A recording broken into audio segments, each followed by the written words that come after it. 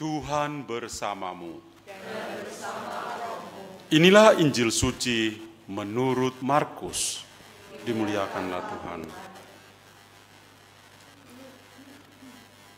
Pada suatu hari, Yesus bersama murid-muridnya pergi ke desa-desa di sekitar Kaisarea Filipi. Di tengah jalan, Yesus bertanya kepada murid-muridnya, kata orang, "Siapakah aku ini?" Para murid menjawabnya, ada yang mengatakan Yohanes Pembaptis, ada yang mengatakan Elia, ada pula yang mengatakan seorang dari para nabi. Lalu Yesus bertanya lagi kepada mereka, "Tetapi menurut kamu, siapakah aku ini?" Petrus menjawab, "Engkau adalah Mesias." Lalu Yesus melarang mereka dengan keras supaya jangan memberitahukan kepada siapapun tentang Dia. Kemudian mulailah Yesus mengajar kepada mereka bahwa Putra Manusia harus menanggung banyak penderitaan. Ia akan ditolak oleh tua-tua, oleh imam-imam kepala dan ahli-ahli Taurat, lalu dibunuh dan bangkit sesudah 3 hari. Hal itu dikatakannya dengan terus terang. Tetapi Petrus menarik Yesus ke samping dan menegurnya dengan keras.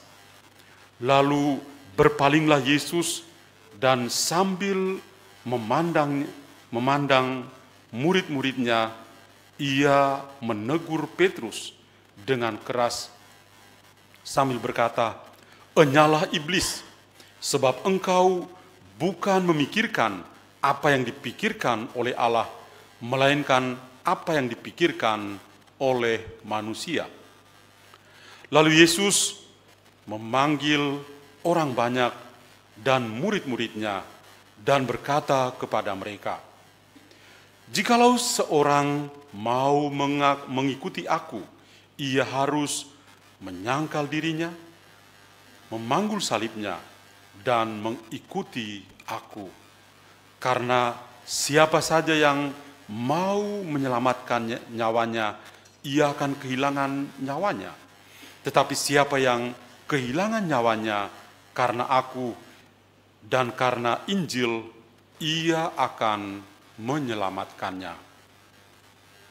Demikianlah sabda Tuhan. Terpuji Kristus. Saudari-saudara yang saya kasih dalam Kristus,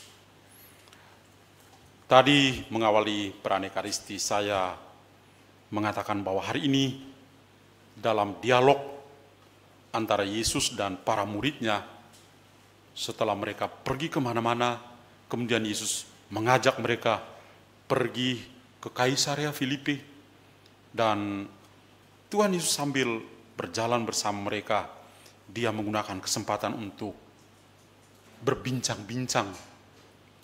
Dan ada satu pertanyaan yang kedengarannya memang sederhana, tapi sangat mendalam, baik bagi para murid maupun bagi kita yang mendengar Injil pada saat ini. Pertanyaannya mulai yang paling sederhana. Kalian sudah kemana-mana, ke kampung-kampung, ke desa-desa. Di sana, kata orang, siapakah anak manusia itu? Dan kalau kata orang, itu paling mudah. Dalam waktu singkat mereka menjawab, oh ada yang bilang Yohanes Pembaptis. Karena memang mayoritas dari para murid adalah murid-muridnya Yohanes Pembaptis. Maka sang guru mereka Yohanes Pembaptis patut untuk disebut namanya. Apalagi dekat sekali dengan Yesus, sepupunya Yesus. Lalu ada yang bilang, oh ada yang mengatakan Elia. Kenapa Elia? Karena bagi mereka Elia itu akan datang untuk menyiapkan kedatangan Sang Mesias. Ada yang mengatakan, kayaknya salah seorang nabi yang sudah pernah hidup, sudah meninggal, dan hidup kembali. Kata orang itu memang mudah untuk dijawab. Yesus lalu bertanya kepada mereka, tapi menurut kalian, siapakah anak manusia itu? Ini yang menjadi pertanyaan yang sulit.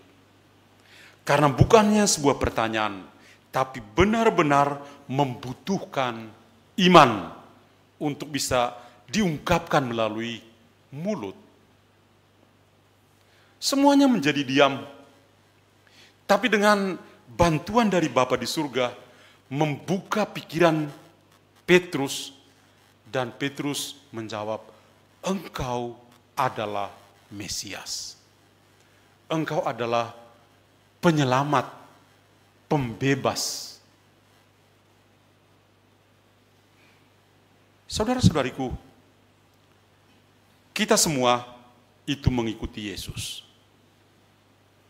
Kita semua dibaptis, dan dengan bangga kita mengatakan, kita ini pengikut Kristus. Kita ini orang Katolik. Kalau kita merenung apa yang dikatakan oleh dalam dialog di Injil, membuat kita berpikir, kok kita banget ya? Kalau orang mengatakan apa tentang Kristus, kita langsung wah. Tapi kalau itu ditanya secara pribadi, kita tidak jauh berbeda dengan para murid. Kata orang, gampang kita jawab. Deskripsinya gampang kok. Tapi kata diri kita sendiri yang kita imani menjadi sulit. Dan itulah realita kehidupan kita sebagai pengikut Kristus. Apalagi Kristus yang digambarkan dalam bacaan-bacaan, terutama bacaan pertama dan bacaan Injil, kita bertemu dengan satu kata, penderitaan. Bertemu dengan salib. Dalam bacaan pertama dari kitab Nabi Yesaya, itu tentang hamba yang menderita. Hamba yang menderita yang siap benar-benar untuk menderita. Punggungnya dipukul, janggutnya dicabut. Sebuah gambaran yang kemudian akhirnya menjadi nyata dalam penderitaan Kristus. Atau dalam bacaan Injil di bagian yang kedua, Yesus sendiri menerangkan kepada para muridnya setelah Petrus mengatakan, engkau adalah Mesias. Seorang Mesias yang bukan Mesias yang jaya, tapi Mesias yang sungguh-sungguh menjadi kecil, yang menderita untuk kebaikan banyak orang. Seorang Mesias yang Yesus mengatakan, anak manusia akan menderita, akan mengalami penolakan. Dan yang tolak adalah para tua-tua, para pemimpin yang akan menolak dia. Dan itulah Yesus yang kita imani. Seorang Yesus yang penuh dengan penderitaan. Dan tentu saja, Yesus yang menderita, Yesus yang tersalib, sebagaimana kita dengar dalam bacaan Injil, ini membuat kita juga bisa mengalami sebuah pengalaman empati, bela rasa dari Allah kepada manusia yang lemah. Penderitaan Kristus itu adalah solidaritas Allah, tanda empati Allah yang begitu dalam, bahkan empati dari Allah itu benar-benar terwujud dalam pribadi Kristus sendiri. Melalui salibnya, dia menunjukkan empati yang juga memanggil kita untuk berempati dengan siapa saja yang menderita, yang ada di sekitar kita. Dan inilah yang kita mau wujudkan dalam iman kita. Dalam bacaan kedua, Santo Yakobus mengatakan, iman tanpa disertai perbuatan itu kosong, mati. Kita betul-betul percaya kepada Kristus, tidak hanya melalui apa yang kita ungkapkan, tapi apa yang kita tunjukkan dalam perbuatan-perbuatan hidup yang nyata. Saudara-saudariku, 3 bacaan yang indah ini mau mengatakan apa pada kita pada pekan ke-24 dalam masa biasa ini. Yang pertama, saya tertarik mulai dengan bacaan kedua. Iman tanpa perbuatan itu, atau iman tanpa disertai perbuatan itu mati. Perkataan Yakobus yang sungguh-sungguh membuat kita perlu menyadari iman kita kepada Kristus Sang Mesias harus betul-betul menjadi nyata. Ada sebuah cerita yang sangat bagus.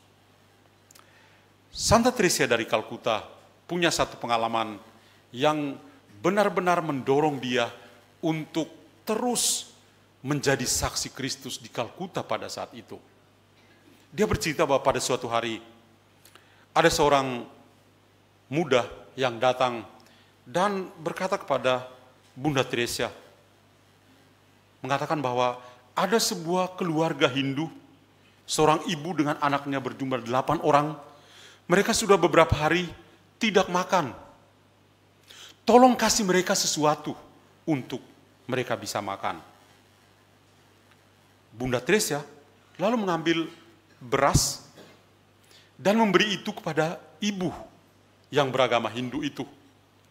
Dan ketika ibu itu menerima beras, dia membaginya menjadi 2, kemudian langsung pergi, dan dia bagi lagi kepada satu keluarga di dekat dia yang beragama Islam. Kemudian dia kembali, dan Bunda Teresa bertanya kepadanya, "Kamu pergi kemana?" Dan dia mengatakan, "Saya pergi memberi sedikit beras tadi untuk tetangga yang beragama Muslim. Karena mereka juga sudah beberapa hari tidak makan." Bunda Teresa begitu tersentuh dengan sang ibu yang beragama Hindu itu. Dia mengatakan bahwa dia tersentuh bukan karena ibu itu berbagi, bukan karena ibu yang memberikan sedikit lagi beras kepada ibu yang beragama Hindu, memberi sedikit beras lagi pada keluarga Muslim yang dekat dengan dia. Tapi Bunda Teresa tersentuh karena dalam penderitaan, dalam kelaparan, sang ibu yang punya 8 anak yang beragama Hindu itu masih mengingat sesamanya, orang tetangga dekatnya yang beragama Muslim, dan dia kasih, dia berbagi dengan mereka. Dan bagi Santa Teresa dari Kalkuta, dia mengatakan, ini benar-benar menjadi sebuah pengalaman dalam kehidupan saya yang mendorong saya untuk tetap berbuat baik bagi orang-orang di Kalkuta. Saudara-saudariku, iman tanpa disertai perbuatan itu mati. Kita bertemu dengan contoh hidup. Saya mengambil orang kudus Santa Teresa dari Kalkuta yang kita semua kenal sebagai orang kudus modern, yang menunjukkan imannya dengan memperhatikan orang-orang yang bukan yang seagama. Ini membantu seorang ibu yang punya 8 anak, mereka beragama Hindu. Dan orang Hindu membantu lagi keluarga yang beragama Islam. Saling membantu, berbela rasa. Iman Santa Teresa disertai dengan perbuatan yang baik, dan itu sungguh menguatkan kita.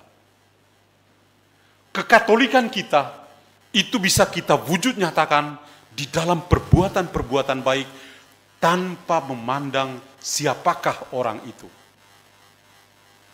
Itulah kekatolikan kita. Saya yakin bahwa kita, gereja di Indonesia, masih euforia dengan kehadiran Paus Fransiskus. Paus Fransiskus begitu terbuka dengan siapa saja. Di dalam gereja, dia terbuka dan orang yang besar dan kecil. Anak-anak, dia sapa. Yang tidak seiman pun, dia menyapa mereka. Prinsipnya, karena mereka manusia, kita patut untuk memperhatikan mereka. Empati, bela rasa, itu adalah wujud nyata dari iman kita. Iman disertai perbuatan baik benar-benar membuat kita sungguh-sungguh menjadi saksi Kristus. Poin yang kedua, poin yang terakhir. Kita bisa mewujud nyatakan diri sebagai saksi Kristus ketika kita dari hari ke hari siap untuk menderita. Ketika kita mewujudkan iman kita, bukan enaknya saja. Bukan supaya dipuji-puji orang. Ternyata itu penuh dengan penderitaan. Dan Yesus adalah guru kehidupan kita. Untuk menyelamatkan kita, dia menderita. Kita juga ketika kita mau berbuat baik, itu tidak gampang. Ketika kita berbuat baik, selalu disertai dengan hal-hal yang tidak enak, yang kita alami di dalam kehidupan kita. Kalau kita berbuat baik, berapa kali kita juga dikritik.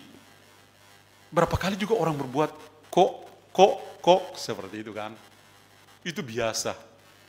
Dalam kehidupan kita sebagai pengikut Kristus, memang itu adalah warna-warni. Tapi yang menarik dari kita adalah, jangan pernah berhenti untuk berbuat baik. Sekalipun disertai dengan penderitaan-penderitaan. Yesus Sang Mesias yang diakui oleh Santo Petrus terus berbuat baik, tidak pernah berhenti berbuat baik, menyelamatkan kita, bahkan menyerahkan nyawanya. Dan itu harus mendorong kita. Jangan berhenti untuk berbuat baik, meskipun itu berat rasanya bagi kita. Meskipun itu menjadi salib bagi kita. Tapi yang namanya kita berempati, kita berbuat baik, memang perlu pengorbanan.